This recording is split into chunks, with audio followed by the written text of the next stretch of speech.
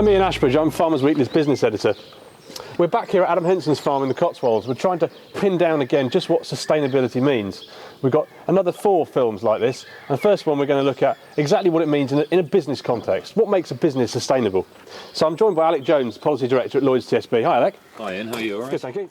Alec, you see different businesses all over farming and all over the country. What does a sustainable business look like to a lender? From our point of view, it's one that's got both a short and a long-term plan for the business. In farming in particular, that's always a feature because families typically and large agribusinesses are always looking to future generations. Yep. In fact, short-term in farming is 12 months, whilst in some other businesses, if you're manufacturing widgets, short-term is 2 days. Yeah. I think that drives the essence of sustainability in agriculture. Most operations in farming tend to be long-term things. You have to, if you're sowing winter wheat, it goes in, in September, October, and you've then got a long time to wait. And do you think that sort of longevity is inherent in sustainable businesses? It is. It's an important thing combined with attention to detail. But you've got the short-term factors which are there and you're aware of and need to work and manage with. But farmers in particular have the ability to look beyond those.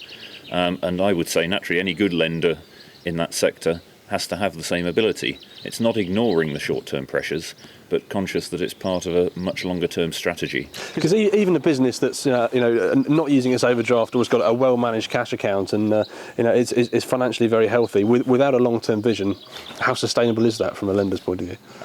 The key is that the business has got a future. And can deal with long-term commitments, or also is planning for new commitments it may have to make over that time. As you said, at the particular point it may not be borrowing, but if it's giving attention to the longevity of the business, then other opportunities come in for that business for investment, which can be funded either by a lender or from resources that have been generated over time and built up as reserves.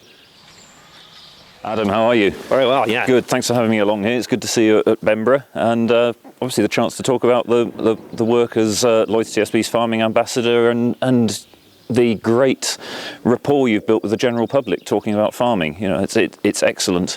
And pleased you're working with us. Well, thank you very much. I mean, when Gareth Oakley first approached me and asked me whether I'd like to be your farming ambassador, I was a little taken aback and obviously honoured to be asked. And having a good, solid relationship with Lloyds Bank as one of their customers, and then hearing the story about how much you're investing into agriculture and how important you feel it is, I was really enthused to be a part of it. And it's great to be going around the shows, writing for Farmers Weekly and meeting the general public and farmers. One of the most important things for us, I think, was that we've had the relationship with you for a number of years, and you've explained through your own local manager what's been important to you. I feel that's equally as important in terms of how other farmers see their lender. I think so, yes. I mean, for us to be able to pick up the phone as a business and speak to an agricultural manager who understands farming and not get a call centre is essential. And Philip Bolton is my local manager, and he's fantastic. If our single farm payment hasn't come in on time, he understands why and understands how much is coming in and is going to come.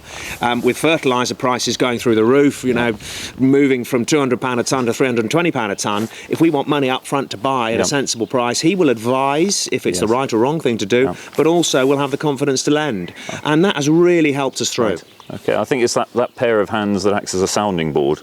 I think that's important. And as I say, we're pleased you're able to support us at various shows around the country this year as well, which you'll be coming and meeting much again the general public and other farmers, and using your own personal experiences and reaching a wide farming audience. Yeah, and I think that, that sustainability issue that we've been talking about, and I know the bank is very keen on looking at it, is about long-term relationships, isn't it? About making businesses survive. Yes. And it's the financial aspect, which is where the bank comes from, but also I think the relationship that you can build in trust and integrity to make the businesses survive and make them sustainable. And I think sustainability is such a broad heading that you have to break it down into the right chunks. Hence, we'll look at the financial side, and I know we'll be speaking in other bits of this series about the environmental elements as well.